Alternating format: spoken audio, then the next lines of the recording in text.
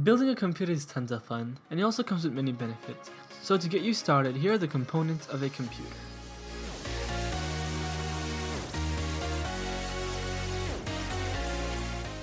The case/chassis. This is the exterior of a computer. There are different sizes and form factors. There are cases with window panels, vented panels, and many other features. Picking one is simple. Think about the features you want and the size you need, and the looks you desire. Power supply.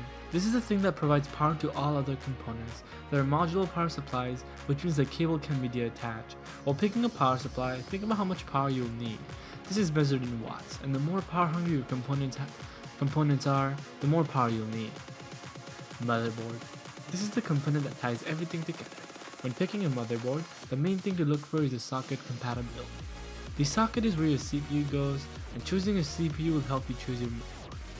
Few things to look for in a motherboard is the number of SATA connectors, PCIe lane, M2.0 slots, and the number of fan headers.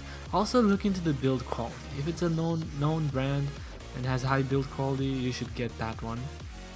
CPU or central processing unit is the processor of a computer. This is important. It's a little more complicated to explain, but simply put, this will determine the performance of your computer. The power is measured in frequency and cores. Frequency is the speed and is measured in gigahertz. The cores are different parts of the CPU, so the more you have, the better.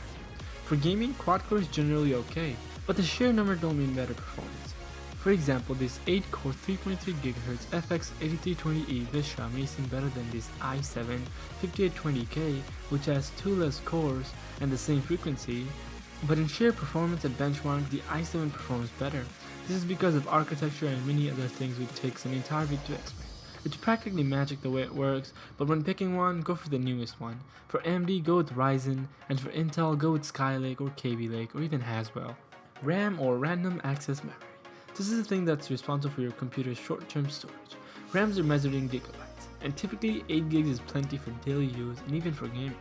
For video editing and compositing, the more RAM you have, the smoother it will be. RAMs also have speeds, but RAM speed really doesn't matter, and typically 1600 MHz is standard for DDR3. There are different generations of RAM too. The latest is DDR4, and the CPU you get depends on the RAM too.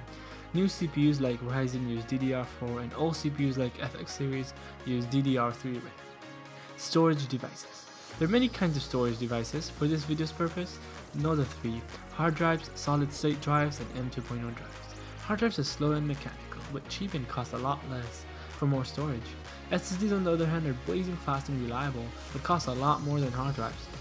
Both hard drives and SSDs use the same connector. This is the SATA cable and the SATA power connector.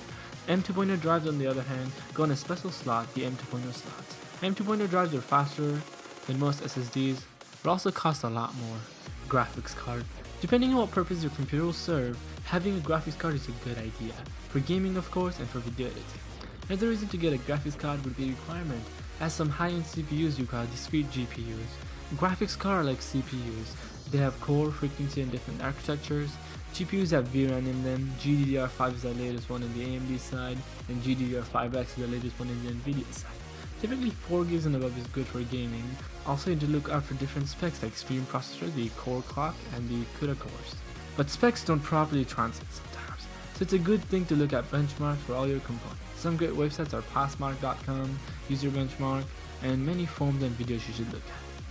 That's pretty much all the parts of a computer. Let me know if there's anything you'd like to learn more about in the comment section below.